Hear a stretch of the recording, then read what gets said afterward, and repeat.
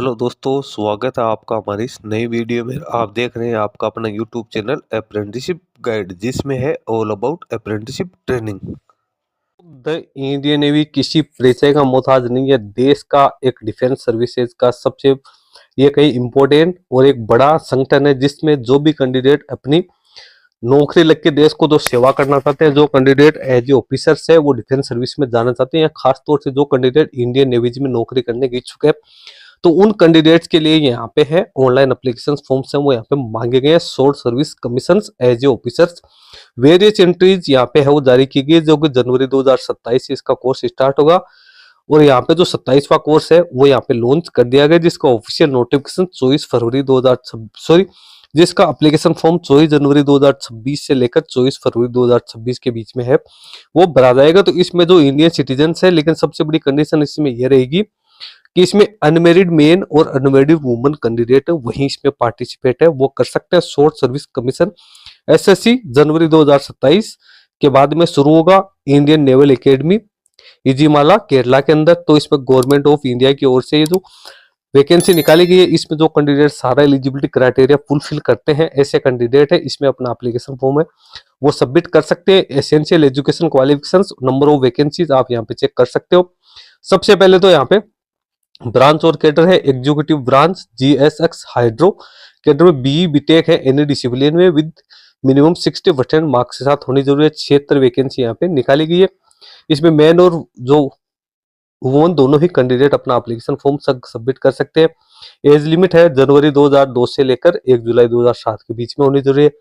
Pilot, naval air operations officer, observer, air traffic controller ATC है, इसमें भी B BTech यानी डिसिप्लिन में मिनिमम 60% मार्क्स के साथ यहाँ पे होने जरूरी है। इसके साथ ही 10th और 12th की जो एग्जाम है उसमें भी 60% मार्क्स है वो यहाँ पे होना जरूरी है। इसमें यहाँ पे पायलट की 25, naval air operation officers observer की 20 और एटीसी की 18 वैकेंसी निकलेगी। इसमें भी मेन और फीमेल की वैकेंसी निकल के आई है।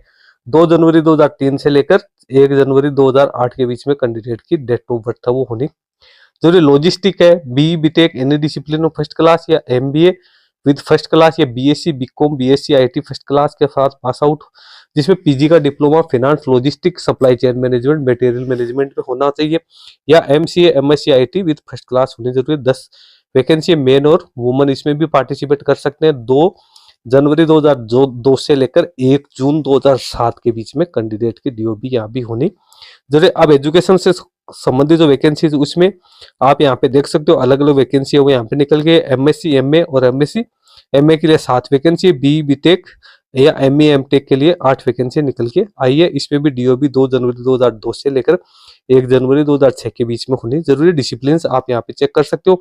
मार्क्स वही रहेंगे, 60% मार्क्स आप लोगों के पास में होने जरूरी है। Engineering branch general service cadre की बात करें तो इसमें marine engineering, aerospace engineering, metallurgic engineering, instrumentation engineering, automobile engineering, mechatronics engineer की 42 वैकेंसी है। उसके बाद में सबमरीन टेक इंजीनियरिंग में production engineering, control engineering, aeronautical engineering, industrial engineering and management, instrumentation and control, mechanical with automation की 8 vacancy. इसमें only male candidate ही participate कर सकते हैं। यहाँ भी डीओबी 2 जनवरी 2002 से लेकर 1 जुलाई 2007 के बीच में होनी यहाँ पे जरूरी है। उसके बाद इलेक्ट्रिकल ब्रांच जनरल सर्विस में बी बीटेक 60% मार्क्स के साथ यहाँ पे होना जरूरी है। Electrical engineering, instrumentation, power electronics telecommunication, power engineer की 38 वैकेंसी है। फिर सबमरीन टेक इलेक्ट्रिकल में electronics and communication, instrumentation and control, electronics and telecommunications, applied electronics and instrumentation applied electronics and communications की 8 वैकेंसी निकालेगी। ओनली मेल कैंडिडेट इसमें participate कर सकते हैं। 2 जनवरी 2002 से लेकर 1 जुलाई 2007 के बीच में कैंडिडेट की डीओबी होनी यहाँ पे तो जरूरी। तो ये तो हो गई यहाँ पे वैकेंसीज की यहाँ पे डिटेल्स। उसके बाद में जो मर्चेंट नेवी पर्सनल्स है उनके लिए भी यहाँ पे कुछ है वो छूट का प्रावधान है वो कैंडिडेट्स के लिए किया गया। एंड सर्टिफिकेट होल्डर्स है उसके लिए भी कुछ छूट का प्रावधान है वो यहाँ पे किया गया।